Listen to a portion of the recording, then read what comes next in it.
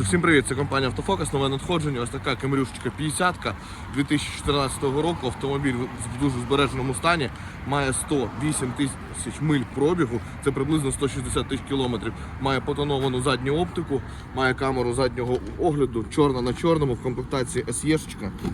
Що ми маємо? Повний електропакет, електропривід дзеркал, комбінований салон з електроприводом, має систему ESP, має газову установочку. Також по автомобілю, що в нас присутнє?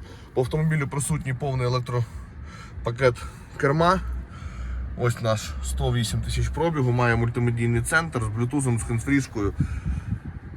Має кондиціонерчик, автоматичну коробочку передач, все в автомобілі є. Автомобіль в дуже збереженому стані, чекає своїх нових власників.